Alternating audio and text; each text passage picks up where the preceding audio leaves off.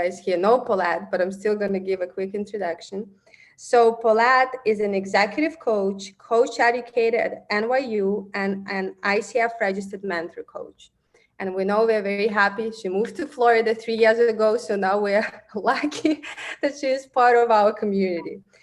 Paulette has trained and mentored hundreds of coaches over the past 16 years, helping them hone their coaching skills to a mastery level and pass their ICF credentialing exam the first time around. She provides a safe, highly engaging learning environment to support you in taking your skills to the next level.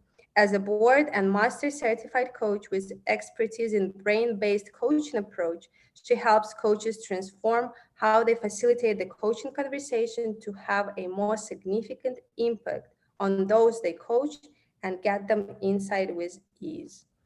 And today, Paulette is going to be presenting on a great topic of role of empathy and presence. And we're very happy to have you. Paulette already presented for our chapter in the past, and a lot of members remembers her and love her. So Paulette. Oh, thank you very much for the warm welcome and all the acknowledgement. I'll just need a moment to switch over to the slides, so just bear with me.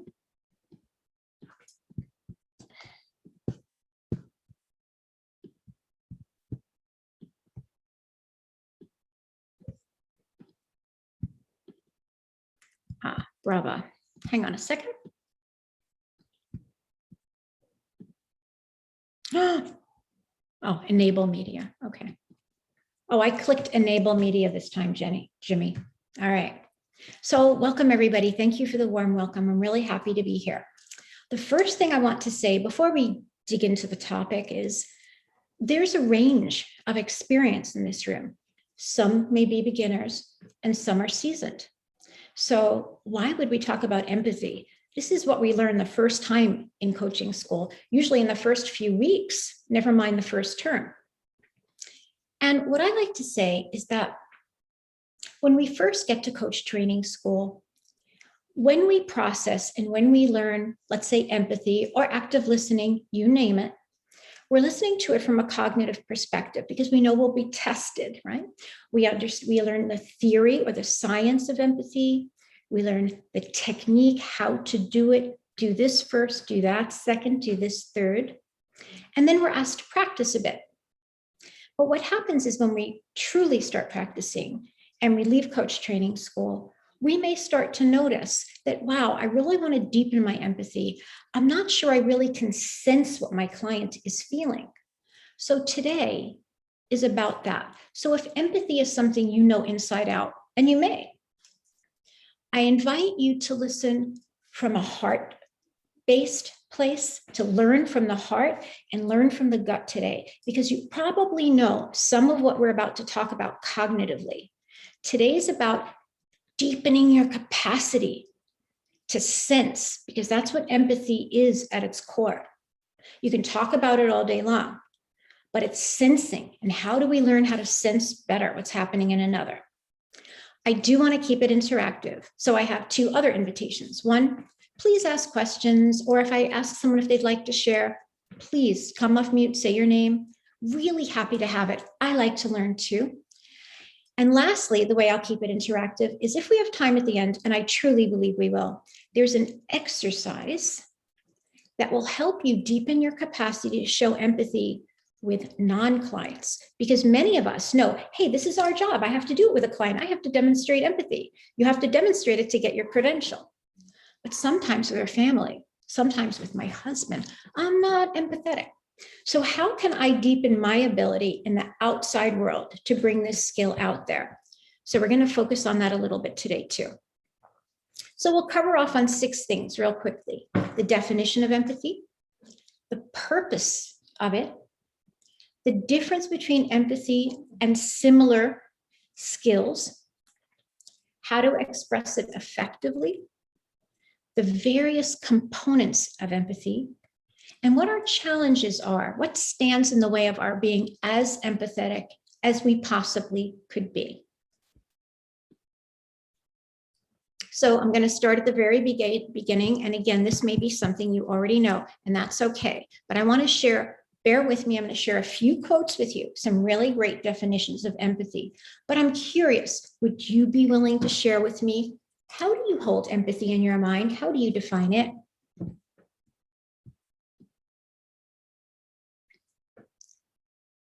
You can just come off mute, no need to raise your hand or anything.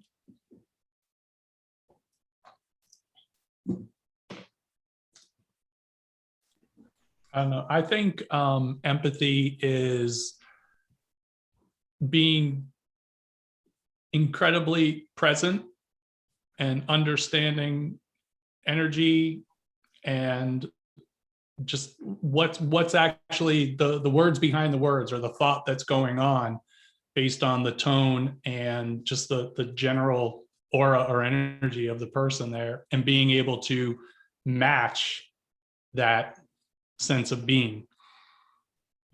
Great definition. Would anyone else like to share before I share a few definitions from the literature? Oh, I hear someone else coming off mute. Anyone else? Yes, Paulette. Sorry, it's Jan. I'm in the car. Oh, that's right. Empathy to me is caring about what the person is feeling without necessarily feeling the same thing or being in that person's place, but being aware enough and open enough to understand the feelings that somebody else is going through, and what they are experiencing without experiencing it yourself. That's a brilliant definition. And you also distinguished it from sympathy, which we'll get to later. Yes, So, absolutely. very good. Okay, good. So like I said, I'm going to throw a few quotes at you today. Bear with me. Here's how I define it, which is not dissimilar to anything that anyone said, but we all have different brain maps. We all speak differently, right? So I see it as an ability to tune in to the state of another person, the cognitive state, as well as the emotional state. I also see it as an ability to infer. Like Jan said, we're not feeling it, they're feeling it. So we have to infer the emotions of the others by saying, what would it be like to be in his or her shoes right now? What must it be like for them? So again, just a different definition of it. Now here's the third definition I'm going to throw at you. And it's from a different perspective altogether, and it's much more poetic. So let's read it together. I'll read it out loud from Brené Brown. Empathy has no script. There is no right way or wrong way to do it. It's simply listening, holding space, withholding judgment, emotionally connecting, and communicating that incredibly healing message of you're not alone. Now, I don't agree with there's no right or wrong way to do it, I'll be honest, but I agree with the rest of it. Any insights or remarks, anybody? Okay. This is Israel. I'm thinking that empathy, it does not only have to be in a communicative way. I can feel empathy for someone who we're not even at the same place or at the same time. So it's just understanding what they're feeling right now and relating to that. Yeah, like watching the news with what goes on in the world today, right? Have empathy for X who's suffering through Y. Yeah, totally. Oh, Lubna. For me, I appreciated the simplicity of referring to specific things, like holding the space, right? No judgment. Just being present. So that whole just simplifies it in a way that makes a lot of sense, because I see managers, for example, thinking they're truly empathetic, but person is talking to them and they're still continuing. Yes, I'm empathizing. My heart is really breaking for you, but my demeanor is not. So holding that space to me is a nice. While they're having the phone, yeah. Exactly. Mm-hmm. Yeah. All right. To me, I'll let you go. No, to me, the thing that was most impactful is the the sense of you're not alone, because that's, if someone is emoting in some way, that is just a key to letting them know that you matter to me, and I'm here for you. I'm here right beside you, walking with you. Yeah. So we looked at your definitions, my definition, and we looked at Brene Brown, who has really recently come on the scene. Let's look at the originator. Carl Rogers did most of the work on empathy in the 50s, but his work is really relevant today. And I always come back to his definitions. I find that every time I read it, my understanding deepens just a little bit. So it's one more that I'd like us to read together before we really start. He says, the state of empathy is to perceive the internal frame of reference of another with accuracy and with the emotional components and meanings which pertain thereto as if one were the person. Little too many words in there, but I get it. Thus, it means to sense the hurt or the pleasure of another as he senses it, and to perceive the causes thereof as he perceives them, without ever losing the recognition that it is an as if I were hurt or pleased. It's this as if quality. If this as if quality is lost, then it's a state of identification, and it becomes, as Jan said, like sympathy. I'm crying with you. So as if is a key that he gives us. And he said, empathy is a way of being and experiencing. All right. So I just wanted to show you that empathy is not just competency number 4. It runs throughout all the competencies, right? So we have to be mindful of it as we go about our coaching conversation. It's not just, oh, that must be a sad situation for you. Jan, is your hand raised, I think? It is, Paulette. I have Okay. a question, Yeah, please. if I may. Yeah. So there are people who talk about being empathic. And I was curious as to your take, because I think that the lines between empathy and feeling that one is empathic are very blurred sometimes. And so I was curious if you have any thoughts about that. Well, I'm not sure I can speak to that, because to be empathic to me, be able to employ the skill of empathy. So as coaches, we are empathic, which means we demonstrate empathy. So I'm a little unclear as to your question, but let me take a guess at something and tell me this is what you're asking. Some people say, I am an empath. Correct. Okay, gotcha. So for example, I am an empath, and it's very different than empathy. It's not as if I were in their shoes. It's like their stuff is leaking into me. Exactly. Yes. I Okay. have to manage myself Mm-hmm. so that I speak with neutrality and no judgment. So if I'm like, oh my God, I'm feeling it too, this is horrible, I have to put myself in there. You must be feeling blah, blah. So it requires recognition, awareness, and then management, emotional intelligence. Oh, this is my stuff, not theirs. I'm catching their stuff. Exactly. And it's difficult, I think, for someone who views themselves, I've had clients, as an empath, to hold space or to be an active listener when it's being leaked to them. Okay. Thank you. Oh, it's a challenge. So Jan did a beautiful segue for me. Let's talk about the distinctions between empathy, sympathy, antipathy, and compassion. And interesting enough, when I learned the 4 distinctions, it really made me more aware of how I want to demonstrate empathy. So let's just take a quick look. So you already know empathy. Empathy is when you understand, you sense the cognitive and emotional about another person. I can feel your pain, but I know it's not mine. It doesn't leak into you. Now, sympathy is actually a subset of empathy. And sympathy, the way to remember how it's different is sim means same, and pathy, of course, means feeling. So you have the same feeling as the other person. You're sharing it. You're sharing that feeling.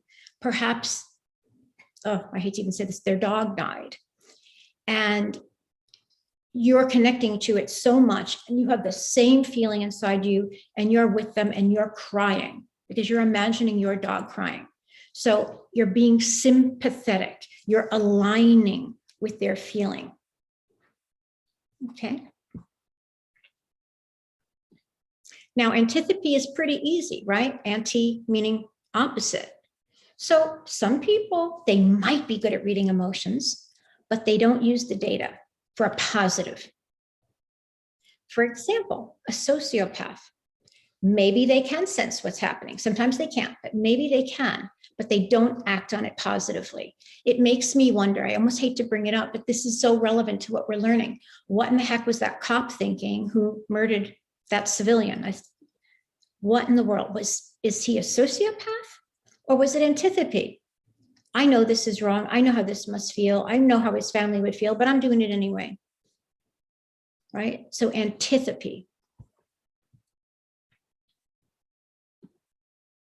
Now, compassion is an interesting one. And sometimes people get it confused with empathy because compassion is the outpouring sometimes of empathy. So compassion, a deep awareness of someone else's suffering.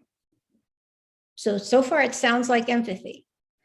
And here's the difference, coupled with a desire to alleviate the suffering. So think Gandhi, think Mother Teresa, think Oprah, people who have deep understanding of other people's suffering, but they feel motivated to take action.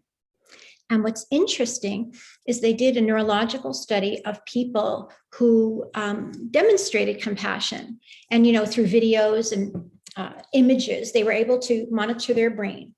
And what happened is that when they saw, let's say, like the ASPCA commercial or what have you, in their brain, in the neuroimaging, it showed that the active part of the brain that's involved in motor movement, was activated. These people felt motivated to act. Hey, maybe that's why they do that ASPCA commercial that way. It motivates you to act. It calls your compassion. So it's not that you just have empathy for the dogs, but you feel like you're ready to do something. Yeah, so from feeling, oh, that's really awful, to I need to make a difference. So why is empathy so darn important? Because we know it's important, but like a lot is made of it, right? And Carl Rogers primarily said this, but almost every theorist after him said, if you want your client to reach their potential, whatever that might be, they are at some point going to have to take a look at what's in the way, what is holding them back. And sometimes it's them. It's sometimes not out there. It's not about the boss or what have you. It can be how they're showing up. Because that's the leverage point of change, figuring out what's in the way and then doing something with that in order to get to your goal. So that means I had it this week with a client, going places you don't want to go, maybe sharing fears, stuff maybe you never spoke about before. So in order to get somebody to open up about that, boy, there has to be a strong connection. I'm going to give you a short example. I have a client with a really great relationship now, about a year and a half. She did 12 sessions. She went away for 3 months. She came back for another 12. She went away, and now she came back for a few. So she really trusts me, but she has trouble opening up about her feelings. So in order to, and she has a problem in giving feedback. She knows how to do it with compassion, how to use her emotional intelligence. Theoretically, she knows how to do it, but she doesn't use it. She doesn't do it. She said, I can't connect to my feelings. And she said, I'm so embarrassed to tell you this. First time I ever saw her express emotion, she cried. This senior executive crying. And it was very unlike her. So I realized, oh my gosh, thank goodness. I have had so much empathy with her and built this strong, trusting place, because I may be one of the first or very few people she's going to show this to. So now we were able to look at what's blocking your ability or your desire to deliver feedback in a tender way. So just one example that I saw this week in my practice. And the other thing that's so darn important about empathy, and we sort of alluded to it, it's a catalyst for change. I would have never thunk it when they first taught me this. What do you mean? Having empathy creates change? Explain the connection there, right? So it is one of the most potent factors in bringing about change. And here's what Roger says about it. He says, as we are accepted by other people, we then tend to develop a more caring attitude towards ourselves. As persons are empathetically heard, it becomes possible for them to listen more accurately to the flow of their own inner experience. So it's like we give them permission to really be who they are and to start exploring it, because we're accepting it and making it so safe for this to happen. As the person understands and prizes him or herself, the self becomes more congruent with the experience. The person becomes more integrated and genuine and more evolved, let's face it.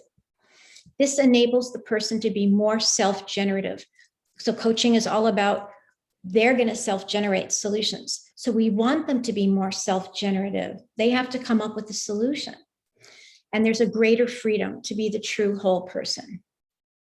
So we know that if we are empathetic, it's one of the many important ingredients in the recipe for facilitating change. Anyone disagree? Anyone having a spark? Anyone want to add anything here? So, Paulette, first of all, thank you for when you say this, what comes to me is the presence of the coach, right?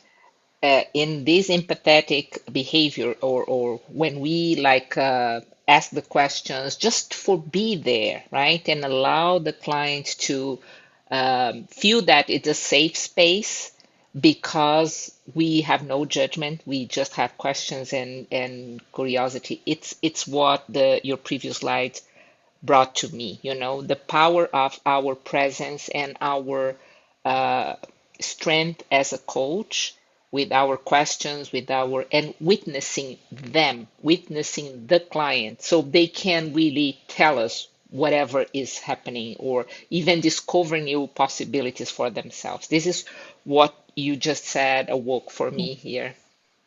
Yeah, thank you. Thank you for sharing that. Yeah, beautifully said. It all comes back to presence, right? You can't talk about empathy without talking about presence. And the other thing I like about learning empathy and teaching empathy to new coaches is that, as new coaches, I'll speak about myself. What can I do? What do I do next? It's a way of being. And if we don't have that way of being, we could have all the tools and techniques in the world, and you won't be a great coach. So presence is sort of the core or the lifeblood that gives birth to our ability to demonstrate empathy, to actively listen, for example. Thank you, Marcia. Really appreciate that. Can I say something? It's Israel.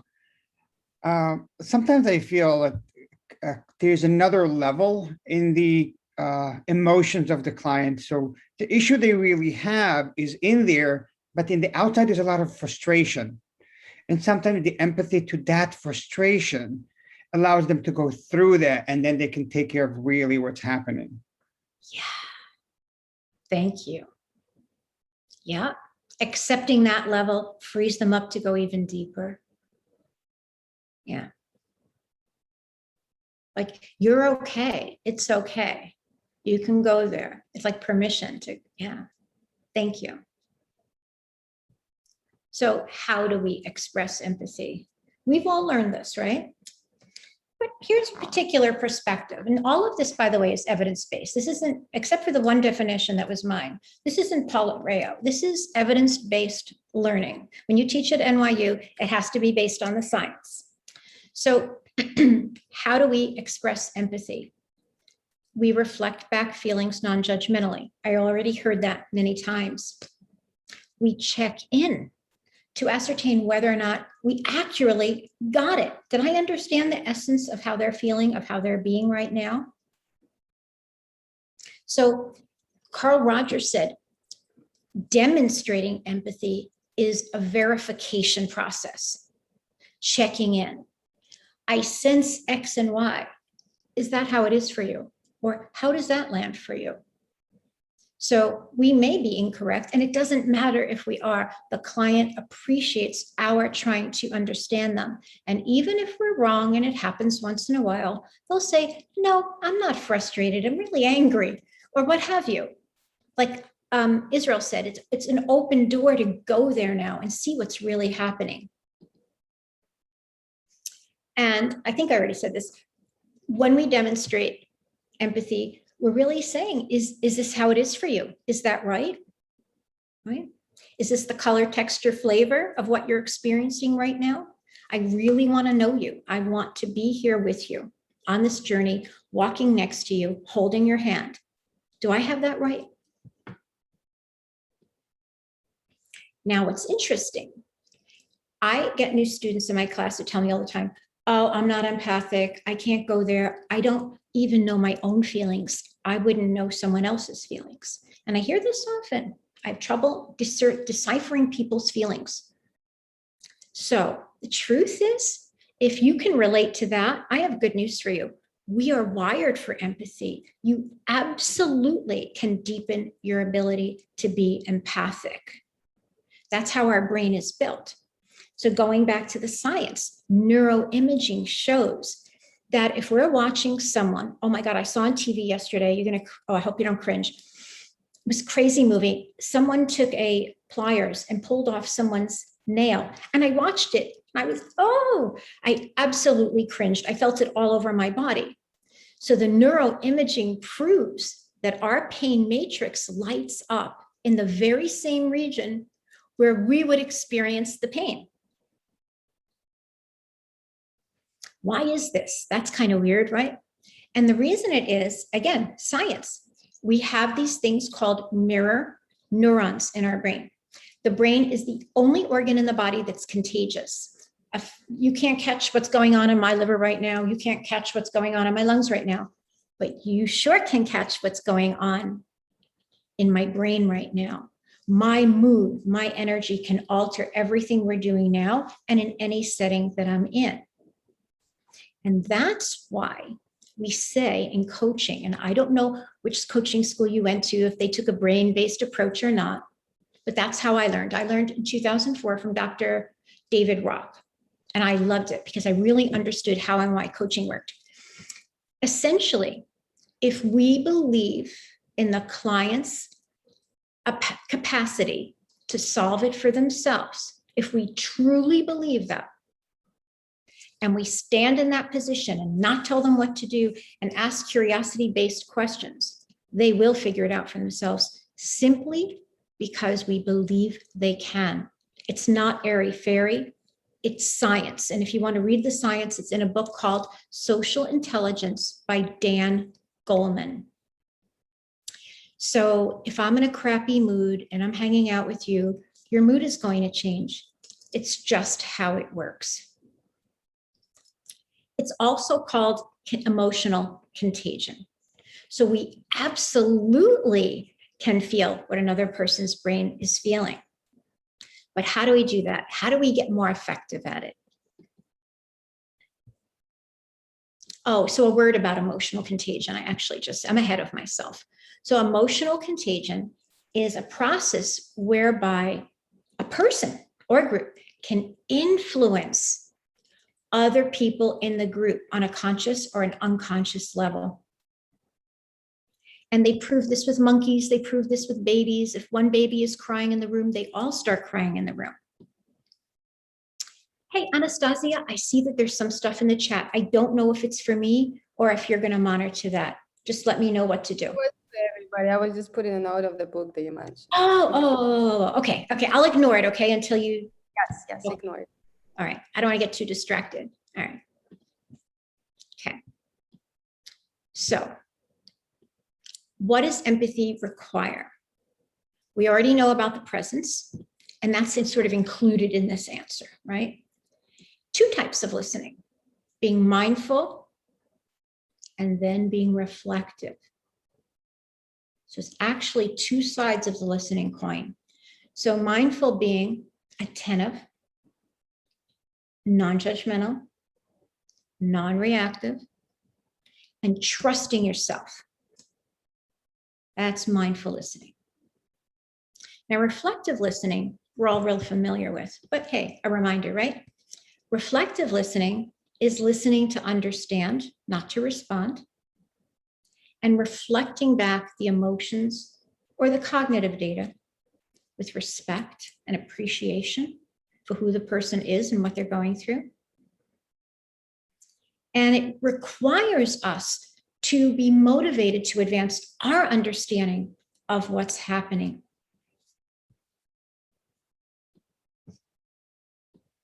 Oh, I drew this chart. Okay. All right. So you'll see in the west part of the axis, I have the word enmeshed. And on the right side of the axis, I have apathy. Because people say, well, how much empathy? You can't be too empathic. You can't cross over into sympathy. How do I know where to be really? So I tell them, hang on, I just want to do something with the slide. Give me a moment. I'm fixing something here, like you guys' faces are on the side there. All right. So assuming neutral would be in the middle, I tell new coaches that our stance is slightly left of neutral. We certainly don't want to enmesh or be sympathetic because that's crying with them. And we certainly don't want to be apathetic. So a lot of the literature says we want to be neutral, but not so neutral that we're not warm, right? So we maintain an emotional healthy distance. We can hear, feel, and understand, knowing it's their state, not ours. We're not indifferent. So somewhere between enmeshed and neutral is empathic.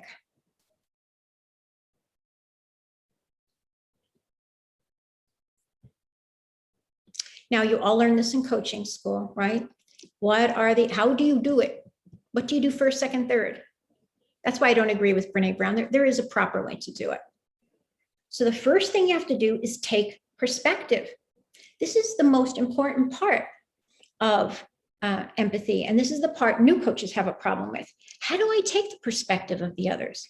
So recognizing their perception or perspective taking is a key skill. Then recognizing what the emotion is. Are they angry? Are they mad? Are they frustrated? Are they fill in the blank? Because sometimes they're hard to read. Then no matter what it is, of course, staying out of judgment and then putting words to it, communicating, right? So the key to number one here is allowing yourself to be vulnerable and to connect with that part of yourself that would feel the pain if someone took pliers to your finger or if the baby was crying next to you. You have to open yourself up enough so that you know what that would feel like. So vulnerability is required. And yet, at the beginning of our coaching careers, sometimes we're not that vulnerable when we coach because we want to appear a certain way and we want to do a good job and we're really focused on doing the right thing and we know we don't bring ourselves into it. And now we're being told, be vulnerable. So it's something that deepens with time. It's something we noodle and we think about, how can I stay open and vulnerable and at the same time do my role? Oh, I have a video here. Oh, I think it might work, Jimmy. Oh, let's see. If it doesn't, I have it queued up somewhere else. It's only 2 minutes, so no fear. It's from Brene Brown on the power of empathy. And she also gives her take on how it differs from sympathy. Let's hope it works. It's working. It's working.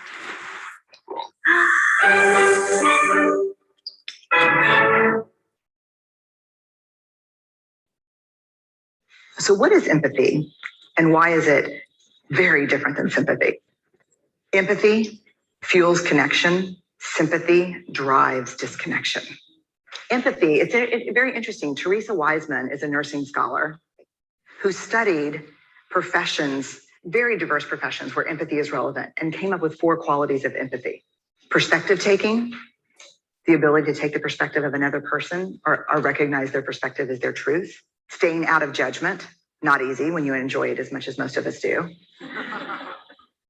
Recognizing emotion in other people and then communicating that. Empathy is feeling with people. And to me, I always think of empathy as this kind of sacred space when someone's kind of in a deep hole and they shout out from the bottom and they say, I'm stuck, it's dark, I'm overwhelmed. And then we look and we say, hey, I'm down. I know what it's like down here, and you're not alone. Sympathy is, ooh, it's bad, no, you want a sandwich? Empathy is a choice, and it's a vulnerable choice, because in order to connect with you, I have to connect with something in myself that knows that feeling. Rarely, if ever, does an empathic response begin with at least. I had it, yeah. And we do it all the time because you know what? Someone just shared something with us that's incredibly painful, and we're trying to silver lining it. I don't think that's a verb, but I'm using it as one. We're trying to put the silver lining around it. So I had a miscarriage. Oh, at least you know you can get pregnant. I think my marriage is falling apart. At least you have a marriage. John's getting kicked out of school. At least Sarah is an A student. But one of the things we do sometimes in the face of very difficult conversations is we try to make things better. If I share something with you that's very difficult, I'd rather you say, I don't even know what to say right now. I'm just so glad you told me. Because the truth is, rarely can a response make something better. What makes something better is connection. Okay, great. Let me get rid of that.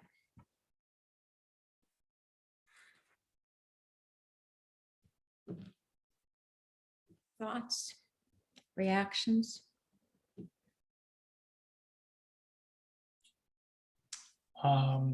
In the way it occurs to me that the difference between empathy and sympathy, sympathy is, to me, in a coaching or in a crisis situation, is very detrimental to that conversation, because you're now pulling it away from the person and you think you're being helpful, but you're actually taking the light and shining it on you. And it's not that they want light on them, but they're no longer being heard. You're like, oh, well, now it's about you. And I don't know about that whole at least thing. That never crossed my mind about that being a part of sympathy. That didn't occur to me at all.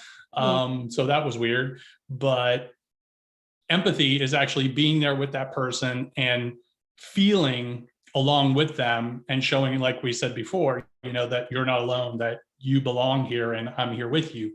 Whereas sympathy can be kind of hurtful if you're like, oh, I know the same thing happened to me, my wife, blah, blah, blah. And you're like, what are you doing? You're ruining, you're taking it away from me. So to me, sympathy seems like it would actually be hurtful in the situation. Yeah. And I don't think it would open the door to the other good stuff that Israel and a few others pointed out, where the person would go deeper, right? Yeah, totally. It could sort of stop the process as opposed to opening it, Now, the other thing, I don't mean to disagree with Brene Brown, but I can't help it. My brain thinks a little, I love and I adore her, and I put that video in here. But, I don't know that empathy is just, I don't really know what to say, but I'm so glad you told me. Look, if you don't know what to say, great. But as coaches, we are trained to listen to the cognitive part and reflect that back in a headline, and to listen for the feeling part. You know, and the phrases I have here, this is empathy. Empathy. People think empathy has to be this big, complicated, gooey thing. It's no surprise that you're upset. It's telling you, I get it. I'm here with you and I get it. Oh, so I had the privilege of learning from someone by the name of Dr. Helen Rice. I met her at Harvard, at the Harvard Institute of Coaching. Every September, they have a coaching conference for like 2.5 days. Because of COVID, they haven't had it. This year, they're going to start again, but it's online if you have interest. And they always have a great lineup of speakers. And Helen Rice, she's the, what does it say here, associate clinical professor at their medical school. And she studied empathy. Her company name is Empathetics, if you really want to find out more about her. And I learned more about empathy that I did not know. So I found it fascinating. So here's what I learned from Dr. Rice. There are, let me just fix my screen. Your pictures are covering my slides. Hang on. Okay. Empathy has 4 components. There's a behavioral part of it. There's a moral part of it. There's a cognitive part of it.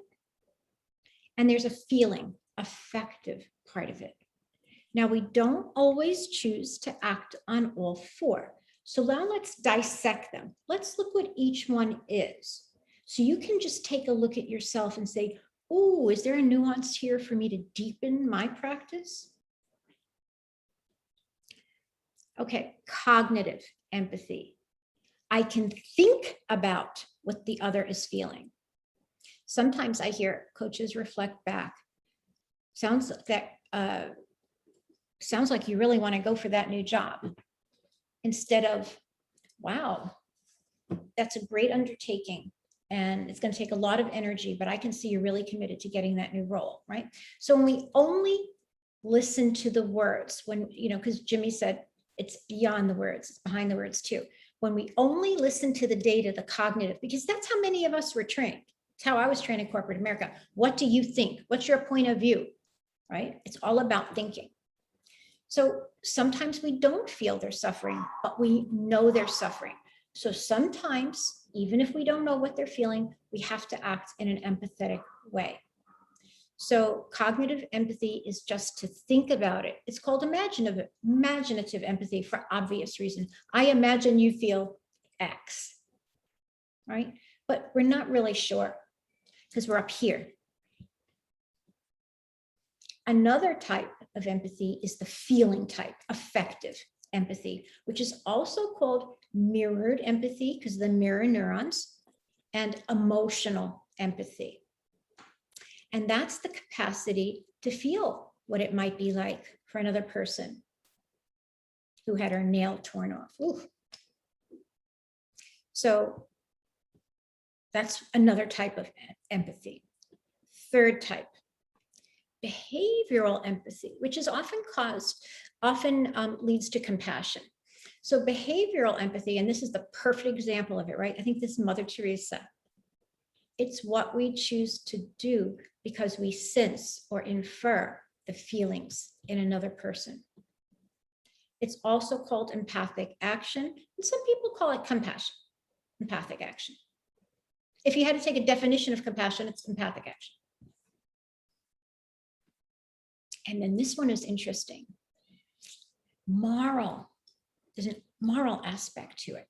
So sometimes we know someone is suffering, but we don't feel like going the extra mile. You know, where we know that they're holed up in the house for 3 days and we're really crazy at work, and not because we're bad people, for whatever reason it is, we don't want to go the extra mile. So we can feel it, we can see it, but we don't do it. So there's a moral part to it as well. So the moral part means if we listen to that, we would do what's considered right for the other person. And so that I think is, you know, the thing I mentioned before with the policeman is, you know, I think that part was definitely missing if in fact he understood what was happening. He didn't have moral empathy.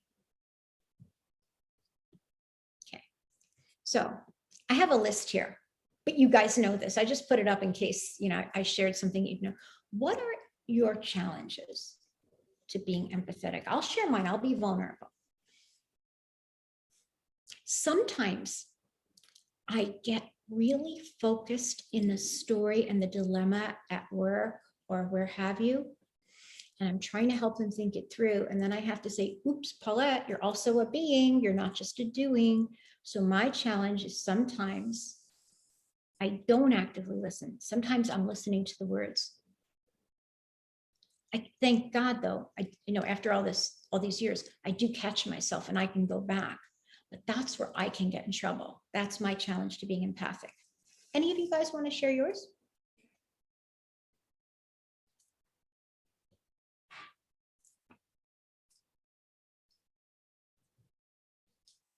I'll share mine, Paulette. My screen went to the other screen and I'm trying to bring it back so I can see. Look at your face. For me, it's, the chronic complainers. Yes. Yes. My bias just goes. And really, I have one right now. It takes for me to meditate before the call to be able to be at least present, kind, and non-judgmental. I am so glad you said that. Thank you for being vulnerable. That's another one of my challenges that I didn't even think about. Yes. And I don't even know what's happening. And that's what's scary. Like I get biased because it's the same story 10 times and they don't take action. I'm like, ooh, instead of feeling what it must be like in their shoes. Yeah. Thanks for the honesty. Here are a few others. Let's see if you can relate. Obviously, if we over-identify or an empath, we really have to be careful. That can be a challenge. Sometimes we just feel distracted. Maybe we didn't clear before the session, or as Lubna said, meditate before the session if we know that's what we need. Oh, this is weird. Sometimes we project our feelings onto them. We don't know what another person is feeling. We say, oh, that must be scary. I'm like, no, not scary. It's a huge challenge. I'm looking forward to it. So sometimes people project feelings. And look, we're human. We can do it too. So we have to be careful of not projecting what we think, trying to infer what they're feeling. Not taking care of ourselves. Look, and it goes back to what Lubna said, if you're not present, if you're not well, if you didn't get enough sleep, if you just had a fight with someone before you got on the session, or you're doing back-to-back Zooms, you're not going to be as empathic. You can't be as present. There's something you need to do to get there. And this was my problem. Sometimes I attend to cognitions only before I catch myself. And of course, judging what you sense, that gets in the way of being empathic. You're less empathic when you feel judgmental of it. Anybody want to add anything? Let's check the time. It's 2:53. We started at 2. Oh, good. We have a half hour. All right. I want to bring something up that came up yesterday, where before the session, the client shared with me something very personal. That is like, I haven't been sleeping at night. I've been so busy. The issue is he's not the client, his boss is. So when I'm speaking with him, I'm supposed to focus on work. So I had to be very empathetic and understand, but find a way to take a pause and move on from that and get to work, which was a challenge on its own. So let me see if I've got you right. You're feeling pressure by the external system, his boss, the company. So that pressure took you out of empathy and let's get back to work. I had to make almost like a judgment call. I can't ignore the person, but I cannot let 15 minutes talk about his brother's issues, even though they affect him. So to find the balance, it's how long to let the person let it out, feel heard, because his boss don't want to hear a word of it. So, and then find the right balance where when is the time to say, okay, let's breathe. And we did that. Okay, let's take a breathe. Let's move and talk about work and stuff like that. But it was a challenge. And I also offered to help. which I know I can't, I know he'll never pick up on, but this is kind of an emergency. And I said, hey, if there's anything I can help, I don't think I could, but if there's anything, let me know, which I'm not sure if it's the right thing to do or not. Would you like me to challenge you or maybe share a couple of tips that I've learned? Please, if it helps to help everyone. I mean, I don't want, yeah. Well, let's take, if it came up, I'm going to trust it'll be helpful. Okay. Because I know I faced this challenge too.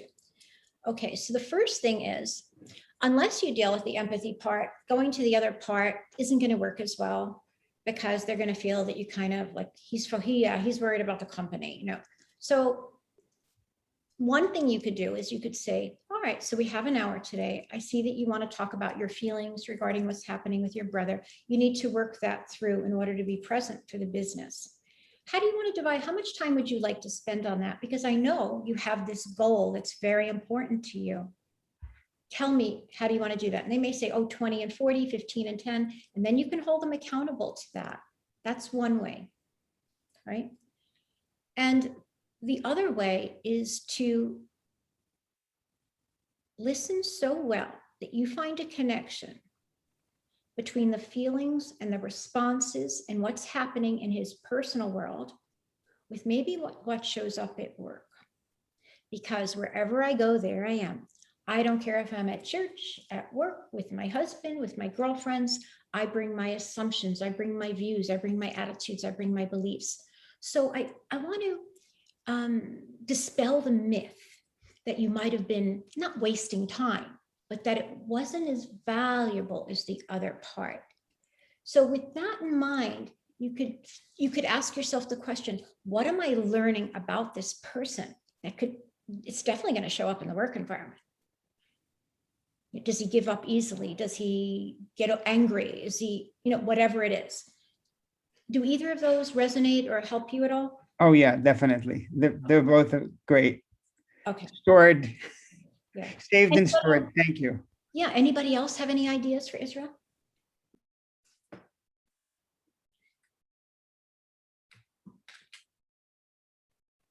Israel, if you want, put your email in the chat box if anybody wants to communicate with you offline. If you want, sometimes people don't like to, come off mute and do that.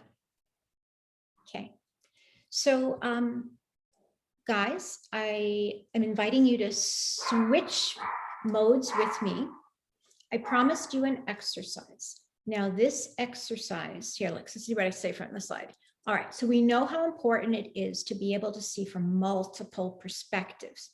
It's really useful. We've got to learn how to do that if we're going to be empathic. So this exercise will help you fine-tune your ability to take the perspective of another. And it's such a cool exercise because it asks us to take the perspective of somebody we're kind of mad at right now, or we're not having a good relationship with. So I did it, and it was actually very useful for my relationship. And it also helped me understand how I can be more empathic. And it helped, what I learned from this exercise is going to help me in all my relationships. So I can send it to you guys. I just want to read to you the opening paragraph. And then if you like, you can get a fresh sheet of paper, or you can just do it in your head, whatever's comfortable. You might want to close your eyes. You might want to shut off the camera. Feel free to do what works for you. Okay. So the exercise is called Trading Places. And Shapiro says, I think it's on the slide. Seeing things from multiple perspectives can be especially useful when you disagree with someone. So this is maybe not in the session, or maybe when a bias comes up and you can't move forward. While helpful in developing empathy, it may also provide an insight into the actions needed to resolve an issue or a relationship. So to be vulnerable, once again, I'm having a relationship issue with my sister-in-law, pretty big one. I'm taking a stand, she's taking a stand, right? So I used her as my example as I went through this. And boy, did I learn something. So I want to invite you to think of something maybe unpleasant going on in your family or with a friend, something that's bothering you. You guys willing to do this? Everybody okay with it? Lubna, what do you say? Is this okay? Yeah, okay. All right. I'm seeing you on the screen, so that's why I'm asking. Okay. All right. So there are 10 steps. Doesn't mean it's going to take forever, but I'm going to give you about a minute for each step. So you really can steep in what you're feeling, because that's the whole point of this, feel. So the exercise says to sit quietly and breathe easily. And I do recommend, if you're comfortable, shut off your camera or close your eyes. Ground yourself in the present moment by focusing on your breath. I'm going to do it too. I'm going to take 3 deep breaths.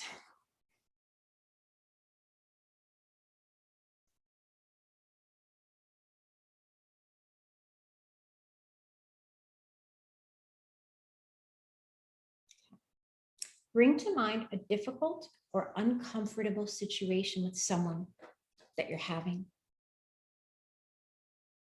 Either think in your head or write it down, doesn't matter. Write down your thoughts and feelings for a few minutes. Or just think about it. How are you feeling towards this person right now? How did that situation make you feel? What is it you think about this person right now? What do you think about the situation? Doesn't have to be right or wrong. Just let it rip. You can be judgmental. Okay. Slowly return back to the present moment. We're asking you to shift. Notice if it's easy for you, hard for you, what you have to do to shift. Shift into presence and focus now, not on that relationship. Focus on your breathing again. Notice how you feel.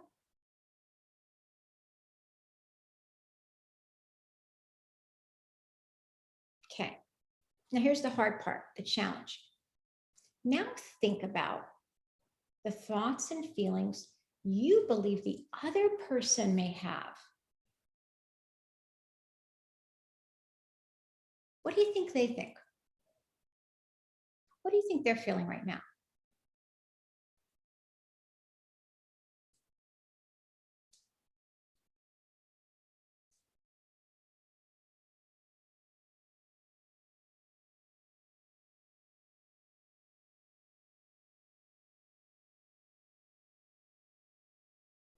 Okay. I'm going to ask you to practice shifting again. I'm going to ask you to shift back into the present moment. And now focus on your breathing. Just get present.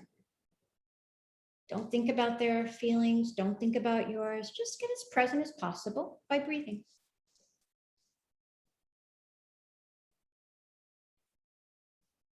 Now I want you to imagine a person that you really respect with great wisdom.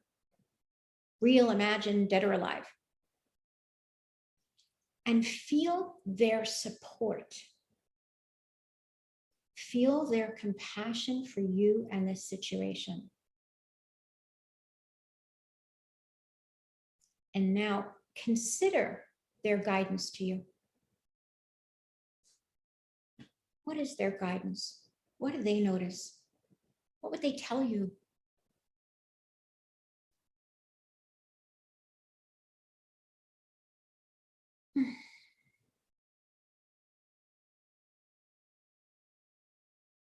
If you like, you do not have to do this. You might want to write down the thoughts and feelings you think the wise person may have about the situation.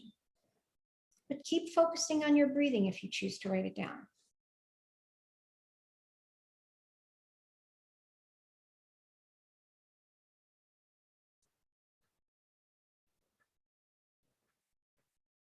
The very last step is to recognize and reflect on any wisdom and insight the wise person offered to the situation.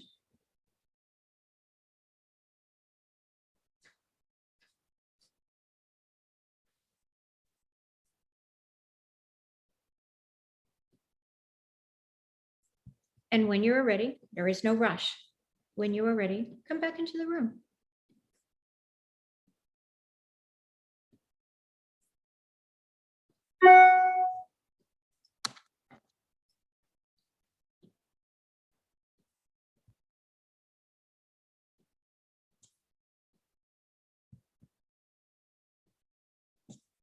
We'll wait for a few more people to get back.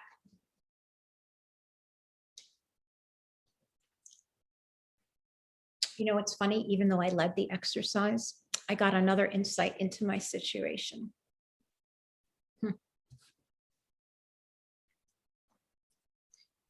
Is anyone willing to share anything they learned or anything that sparked for them? Yeah, and does anyone want to share anything that went on for them? I know I just shared. Oh, hi, Jan. There you are driving. I can pop in and share. Okay.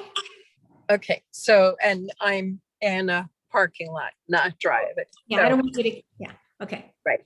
So, if I understood it right, I was thinking of something with my sister and someone that I trusted very deeply and for a long time was my 8th grade English teacher. And he whispered in my ear, constructive criticism. So that's what I heard from him. He always taught us never to tear down, but always if we to look for the things that would build someone up. So he used to call it constructive criticism. And so when I hear the opposite from my sister, I will think about Max and how I could turn it into something that is constructive for me. Did I get the exercise? Look, everyone's going to get something different. Okay. Yeah. What happens for me, what happened for me is that I developed more compassion for this person who annoys the hell out of me. So now I have more compassion for her, because when I really had to think about what she thinks and feels, I realized, oh gosh, she probably doesn't even mean it. And this is the best of her ability. And here I am getting all, huffed up about it. I need to have more compassion for her. And I didn't think I'd get to that place. So it can be very different, Jan. Okay. Gotcha. Anybody else realize something?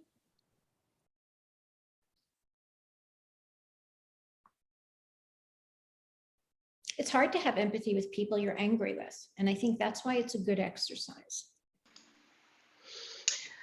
Paulette, for me, it was first of all, your voice is the invitation to open up for us. At least this is how I felt, like invited to go somewhere that not necessarily if I only in my mind I would go. So that's the first thing that because I thought about a particular situation in my life that I said, okay, I have a kind of a strong opinion about something, but with your guidance, I said, okay, but that's a possibility. That may be something that I'm not seeing, like you just mentioned about the other person, right? And I think it's beautiful when you say, think about someone you respect, or is some wisdom dead or alive, and someone that I don't even know in person but inspires me because of her life came back to my mind in that invitation that you make. So it's so interesting because it's the deep breaths and the relaxing really opens up to possibilities. That's the words that comes for me in this exercise: possibilities. Seeing the other or feeling the other differently, inviting some personality or someone that we respect to be with us. It's an extra dose of empathy, support from someone we feel good about or we respect, to help us to be strong, to change the perspective. So it's interesting because it's a combination of things: your voice, the way you pose the guiding, and how this open up for me, and beautiful. Thank you. Oh, you're welcome. And I just realized you're Marcia, not Marcia, right? Yes. Where did my brain go? Okay, sorry about that, Marcia. Something just came up for me, and you're saying that, Marcia. And I'm curious if this came up for anyone else too. So when I thought about, the wise person, et cetera, I said, forget about it, not wise person. What about my highest self? I brought my highest self into it. And that worked for me. Like, what would I do if I were my highest self right now? And I could let go of my hurt. What would I do? How would I act? What would I think and feel about her? Thank you, Marcia, for those acknowledgements. I appreciate them. This is Israel. And when I did this, I was writing down the steps while I was doing it. So that took a drop out of my attention. I'm learning my active listening skills. Good that you know that. You have awareness now. Yeah. And what happened was that I missed the part about think about the wise person. So I maintained thinking about the person, the same person that I am currently thinking about. And then it came to me, if I ask that person for guidance and advice, what would they say? And it completely blew my mind, because I thought that I have compassion for that person and I understand their side. But thinking, if I came over to that person and said, hey, here's the situation, here's how I'm feeling, here's how I think you're feeling, can you guide me on how to deal with that? And it gave such a different view to this whole thing. Good. It's hard to shift. And this exercise forces us to do it 3 times in 5 minutes. It invites us to do it. Yeah. All right. So we're really at the end here, and we have some time if you'd like to talk about this more or share a challenge. We have a lot of wisdom in this group. So if you have a challenge and you'd like to hear from anyone, including me, I'm really happy to do that with you.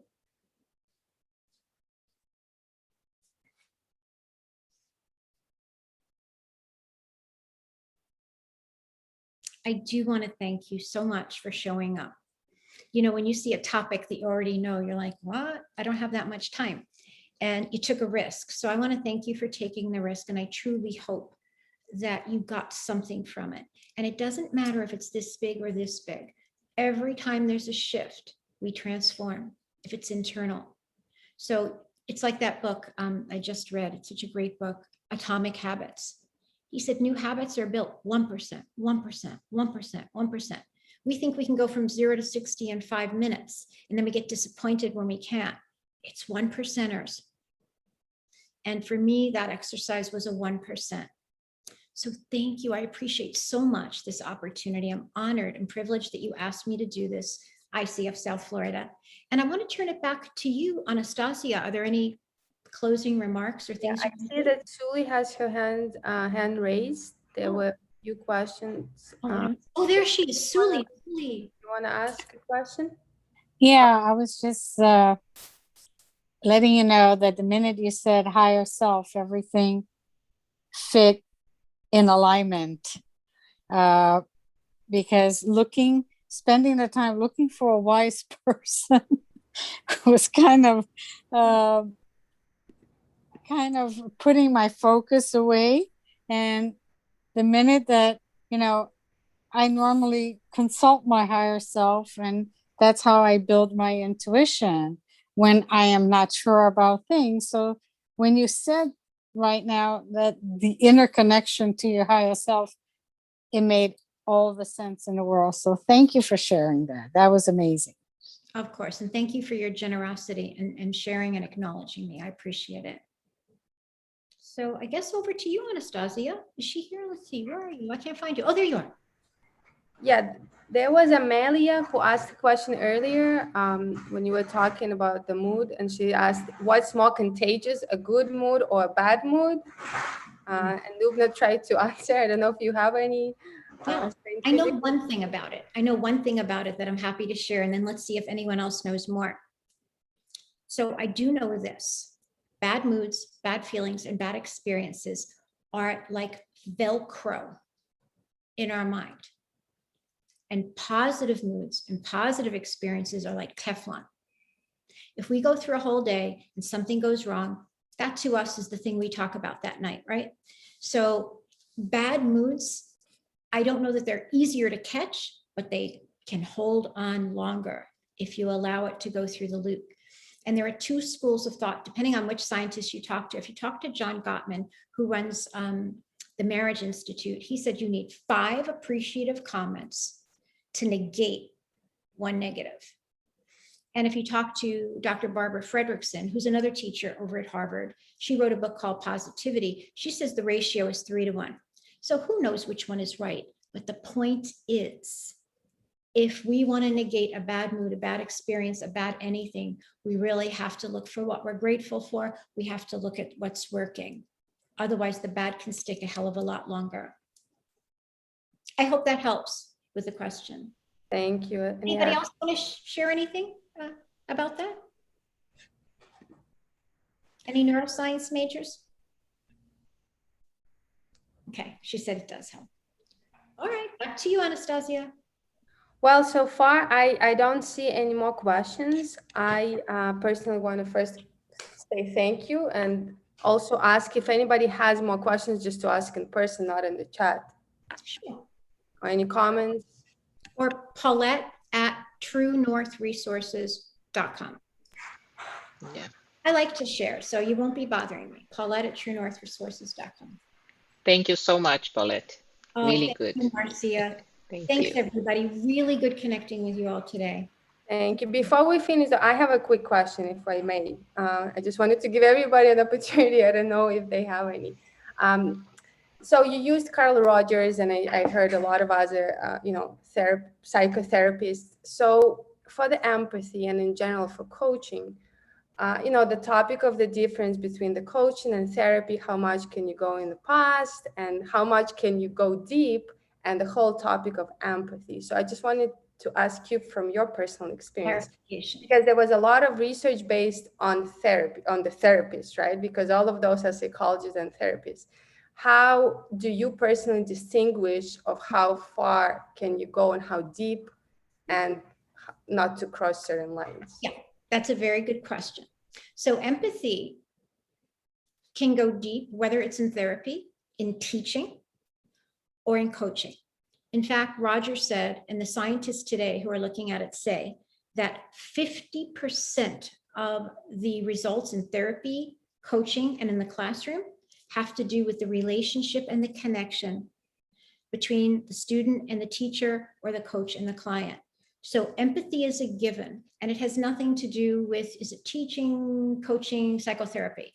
It's a skill that we can use in any of the 3. But to answer your question very quickly about psychotherapy and coaching, there's this confusion. So coaching is helping people build function, functional people getting to the next level. So it's present focused and it's future focused. Therapy, not always, typically is about where are you now? What's the problem?